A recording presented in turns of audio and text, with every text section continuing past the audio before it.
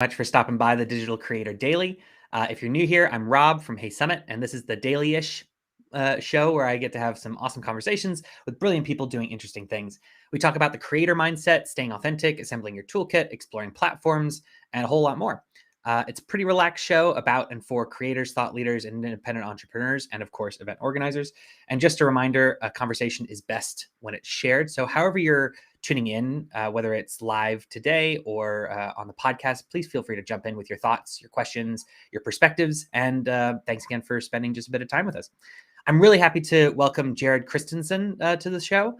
Jared is the CEO and founder of Audience Republic, an all-in-one marketing platform for events, both physical and virtual, to help sell more tickets.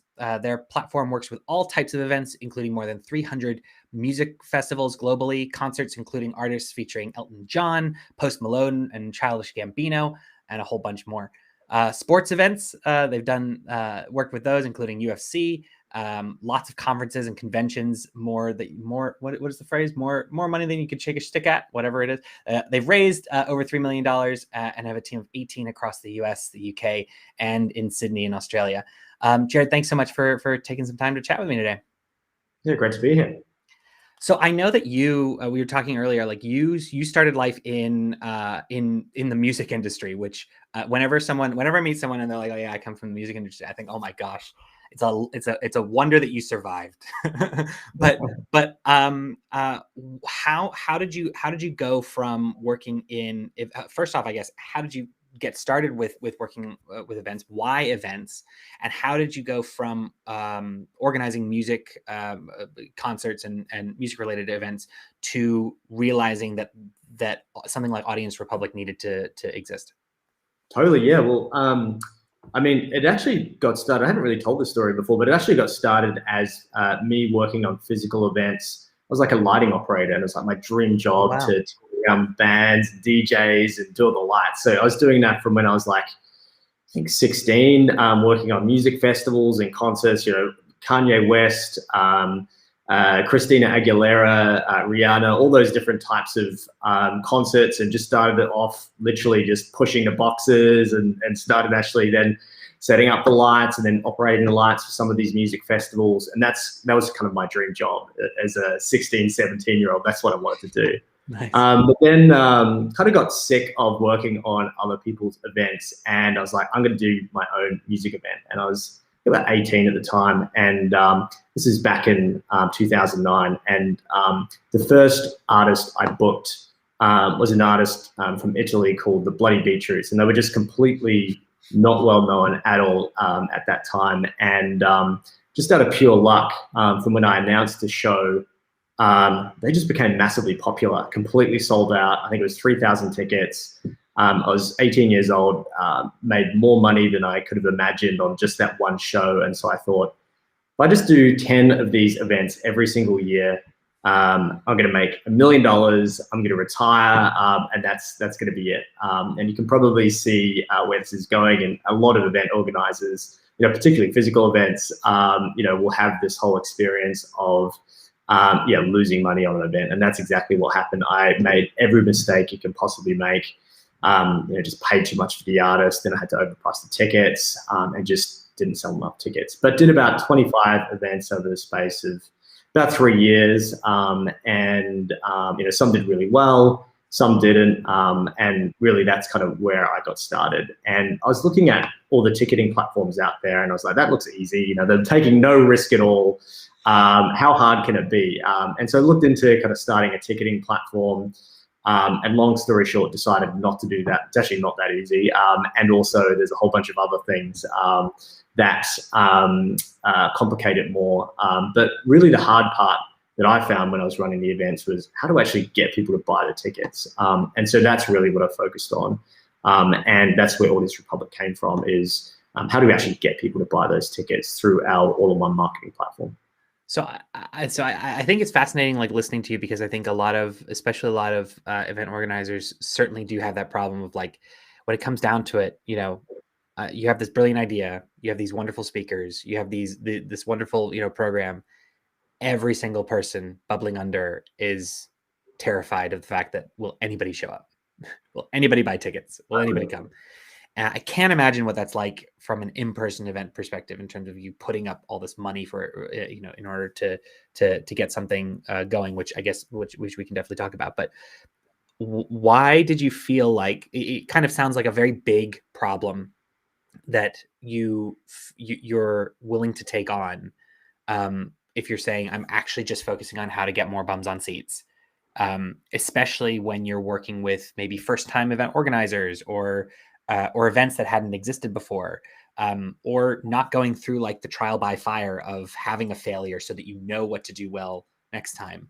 What kind of came into your mind to say, yeah, that's a challenge that I want to take on. That's something I want to try and focus. Because I think in some ways, yeah, you say that it's hard to create a ticketing startup, ticketing business, but it's also hard to say, yeah, you have a problem getting bums on seats. We can help you solve that. That's a pretty big ask, or a pretty high bar to maybe meet, and sounds a bit intimidating. So what kind of went into the decision of like, yeah, that's not only something that I know is needed, it's also something I want to do. Totally. Yeah. Well, look, I mean, there were all these ticketing platforms out there doing a great job. And there weren't any platforms out there that could actually do what I wanted them to do for me, which is get tickets sold. And then I was also looking at all these other kind of platforms that were starting to pop up. I moved away from kind of the event space for a little while.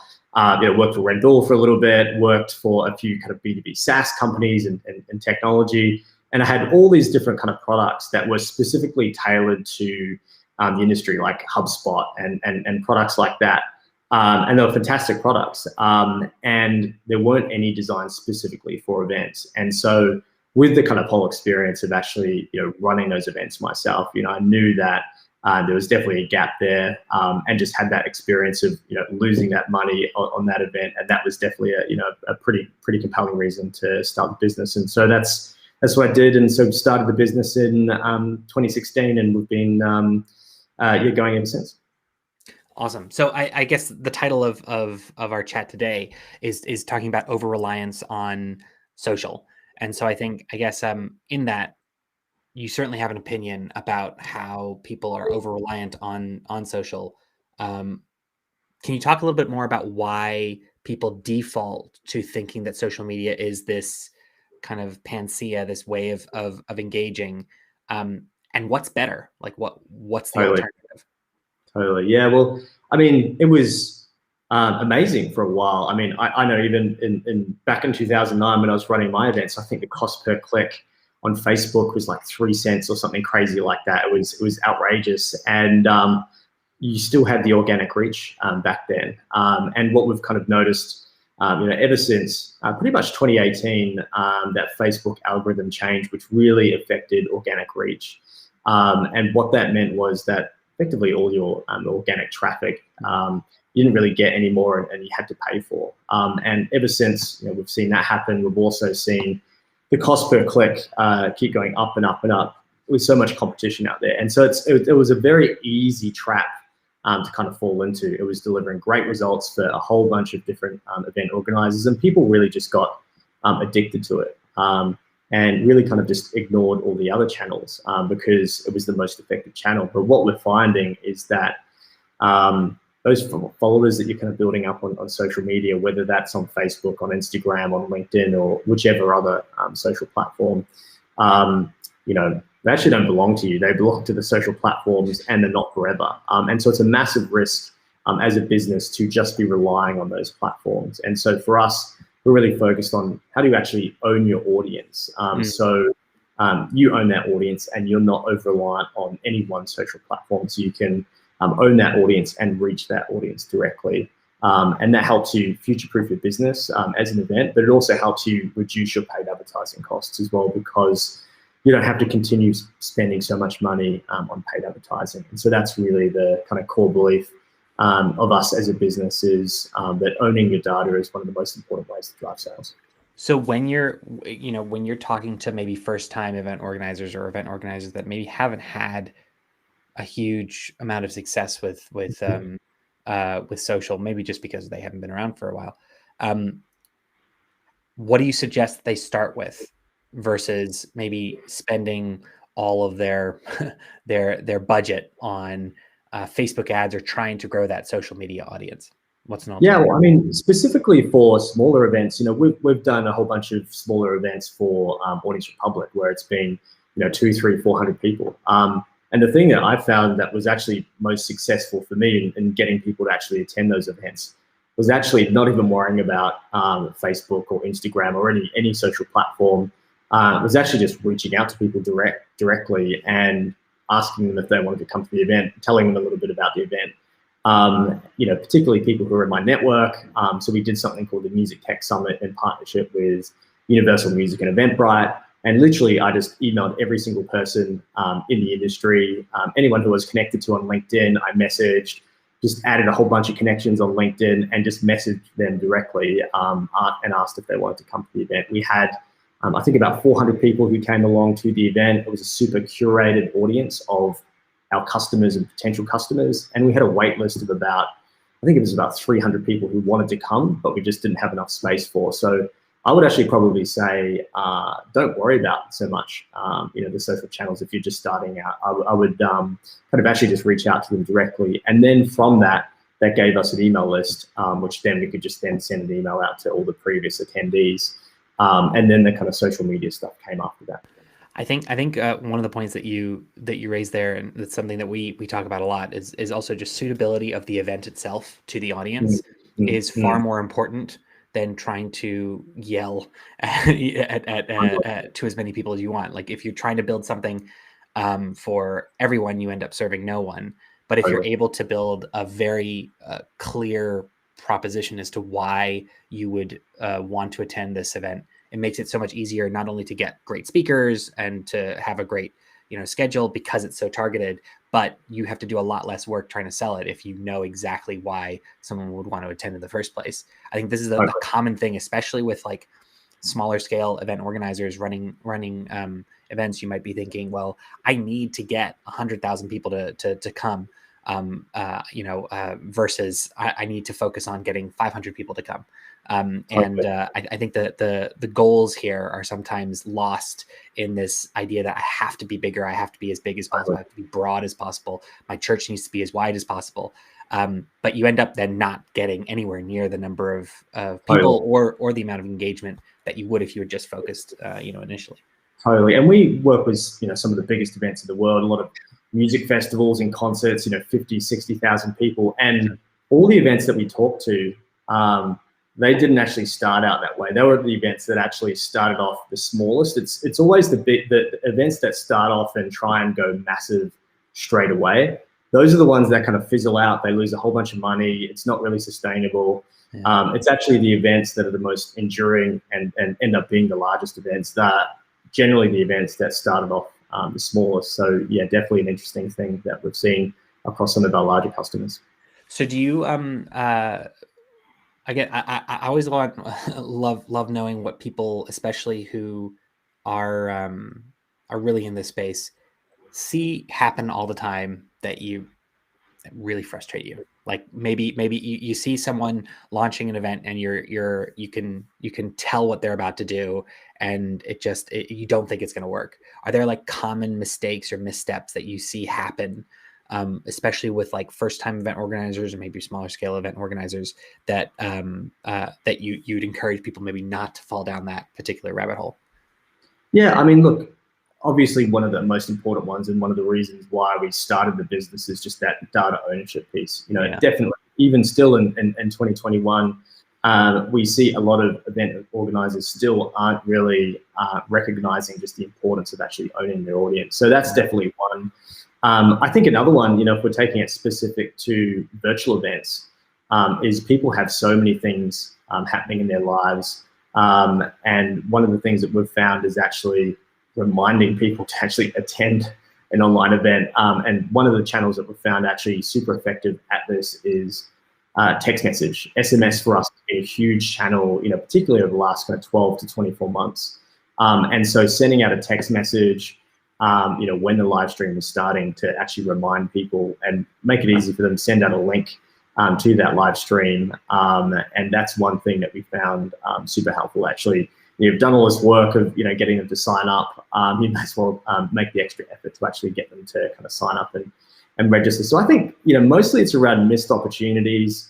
And event organizers are so busy. They're not just doing the marketing; they are doing the operations, the logistics, and in many cases, the kind of marketing piece is an afterthought. So I think also just make it easier on yourself. Use those platforms that kind of help automate those kind of manual, repetitive tasks. So one of the things that we kind of really focus on around automation is automatic integration with advertising platforms, so we can automatically sync segments to Facebook custom audiences.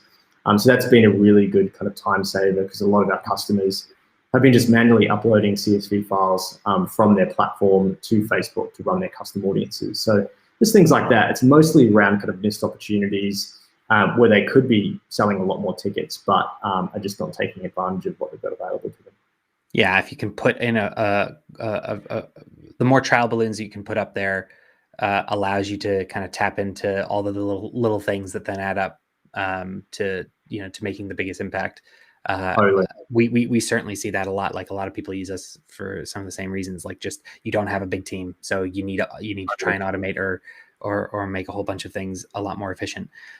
So can you just talk a little bit about how Audience Republic works? If you're maybe along the journey of an event organizer, they're wondering about how to sell more tickets. How would they be then approaching the value proposition of Audience Republic as part of their kind of event stack, if you want to think of it that way? Yeah. So we've got two core parts of our platform. So the first part is our event CRM, which is all about helping them connect all their different data sources to bring it all into one place to then actually use that data to help them sell more. So that's the first piece, which I'll talk about. And then the second piece is our campaigns platform, which is all about helping drive ticket sales through the use of word of mouth.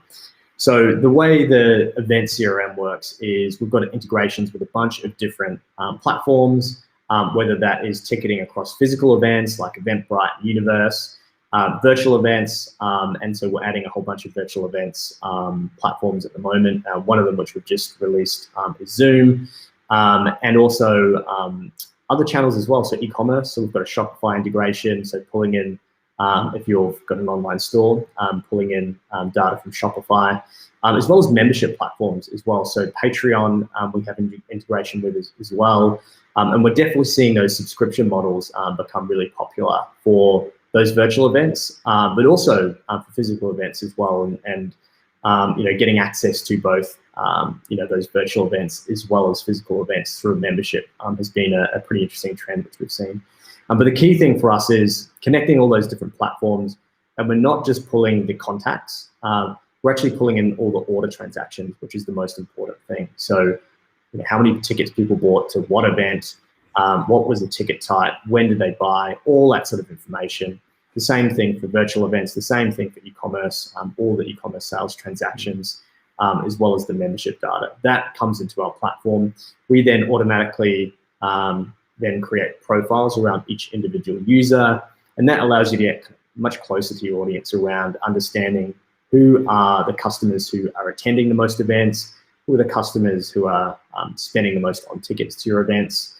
And you can also get insights across your entire audience around, who are the top spenders, in your entire audience, who are the most loyal customers. And then the third thing you can do with it is then create segments. So for example, I want to send a message to everybody who spent more than $2,000 on tickets in the last 6 months, or been to at least 3 events in the last 6 months. And then from there, you can then use those segments to reach your audience. And so we've got an all-in-one email platform for you to send emails. It's kind of like MailChimp, but when it used to be much more simple and easier to use. And so that's what we've really kind of focused on and tailored it specifically for event organizers as well. So we've got completely kind of pre-built email templates, and we've got a whole bunch of other ways that we're bringing in our ticketing integrations, both physical and virtual events, to help it be much more easy for those event organizers. And then the kind of final things that were just mentioned, being able to send text messages as well as Facebook messages from the one platform, And then, like I mentioned before, the advertising integrations as well. So automatically syncing those segments. So anytime a ticket sale is made, automatically comes into Eventbrite.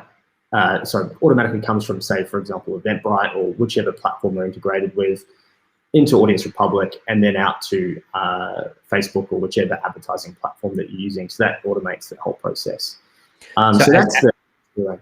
As you're talking, like, I think especially when with like organizers who are just starting out, every little bit that Audience Republic is focusing are two things. It sounds like one is it's a person, but two, and more importantly, it's a process, and it's a process that could very easily fall down the wayside, but is super critical. So as you're saying, it's picking up these small things. If someone's bought a ticket, Facebook should know. Your ad focus should know. If someone buys a water bottle from your e-commerce store, maybe they're going to be more likely to do X, Y, and Z.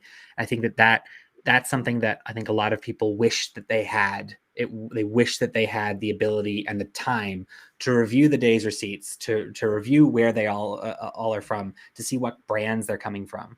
And at least what I like about the idea of Audience Republic is that you're fundamentally grounding yourself in the data, but you're not just an analytics platform. I think that I think is only half the battle. Everyone's obsessed with data, but they don't necessarily know what to do with it afterwards. And that's the most important thing. It's actually not just getting the data into the one place. It's how do you actually use it to drive sales. And you don't need to pay some massive firm to tell you what to do with the data that you're seeing. I think that's super important. I also think it's interesting that your background's in in-person events, but especially over the last, obviously, 18 months, things have changed, and there's been some quite serious changes in terms of what people might be willing to consider, but also the types of data that are available. I imagine things have been pretty interesting from your perspective, but do you find, like, I think there's this perennial debate, really so far, in-person events versus virtual events versus hybrid. Are they different? Are they different sides of the same coin? Are they very different things? Do you think that an approach for one shouldn't be like a blanket approach for one isn't appropriate for the other? What is your kind of experience say, and what have you guys seen over the past 18 months? Yeah, well, I think that, there's this kind of phrase like hybrid events that's kind of been floating around. And I personally don't think hybrid events work at all. I think what makes a great physical event is very different than what makes a great virtual and online event. And it's, very hard to optimize for both. Some platforms and some types of events may be a little bit better suited. But for example, if you're talking about a music event, for example, it just doesn't work. When it comes to it's not the same thing. Watching a live streamed concert, it's great, but it's really a completely different experience. Yeah. But the ones that have done it really well have actually turned it into something which is specifically designed for the platform. And so one example was Billie Eilish that we saw, where that live stream event, I wouldn't call it a live stream concert. It was actually more of a combination of a concert and a music video kind of combined into a virtual experience. That I think is super exciting. And so I think the whole kind of concept of a hybrid event, I think the events that are going to do really well are actually going to be specifically designed to be virtual or for physical. It's very hard to kind of design for both, even for conferences. It's I think the most successful virtual conferences are not going to be just a live stream of a keynote or anything like that. So look, I think there's still a lot of work to be done on virtual events and things like that. And I think even still everybody's kind of figuring it out, but there's a lot of great platforms coming out. I mean, just like your platform, and I think there's going to be a lot more innovation to be done, and we'll see what's ahead. Yeah, I think you're exactly right. And I think a lot of certainly event organizers that talk to us, they maybe are are obsessed with or worried about providing the same level of experience to people who can come and who can't come, or maybe they have stakeholders that are like, we need the exact same offering. I think that as soon as you can maybe separate yourself from that and get back to basics and understand like who is your attendee, and realize that you might have, if you have to plan a virtual or a hybrid event, think of them as two different ones that are happening at the same time. Make sure you don't have to include your virtual audience in everything physical. You don't have to include your physical audience in everything virtual. And I think that if you can open up a little bit about that, then you can understand like the attendee mechanics in terms of how they actually differ for those different audiences and for those different motivations, and lean into that rather than trying to pretend that they don't exist. And I think you're right in terms of like, I don't subscribe to this whole every single event's going to have to be a hybrid event. I don't think that's true. Going both ways. I just think that maybe you're going to see a blend in terms of like an in-person event happening once a year, but then throughout the year, maybe you're going to have smaller virtual events that lead up, like, take advantage of the mechanics that are already there. Totally. And that's what we're seeing, I think, those subscription models where events are almost turning into subscription business models, where, like you said, communities, where you're not just paying to attend an event, you're paying to be part of a community, and you get access to not just the physical events, not just the live stream events, but maybe there's also additional things. And I think the thing that's really exciting about virtual events is the fact that, you've got that kind of community piece. It seems like virtual events, are really good at, I think the opportunity is around meeting new people rather than, focusing around content consumption, which with the internet, there's so much competition when it comes to content consumption. A live stream keynote, or you could probably watch the same content on YouTube. So I think the thing that's really exciting to me about the virtual events is actually the meeting new people aspect of it. And I think that's the, if I'm thinking about what can virtual events do that no other kind of type of medium can do, I think that's the exciting thing for me, at least, that the aspect and the idea of actually meeting new people within those communities. Yeah, and also just mixing and matching using the right formats for the right use case. And I think that's just in the same way that your in-person events, you have different venues of different sizes and different layouts. I think not thinking that you have to do everything on Zoom, but also not thinking that you have to do something not on Zoom if Zoom is the right tool for you. Don't overthink it. Thank you so much for taking some time to chat with me today, and also thanks for staying on a little bit late in your day. I believe, I'm not sure, it's almost over for you. Yeah, it's not too late. It's not too late. Yeah. So no, it was great to meet you and great to be on the show. Thanks very much. If you'd like to connect with Jared, anyone out there, you can connect on LinkedIn, or you can find him on Twitter at Jared Christensen. That's Christensen with a K. And you can also find out more about Audience Republic by visiting www.audiencerepublic.com. Thanks again, Jared.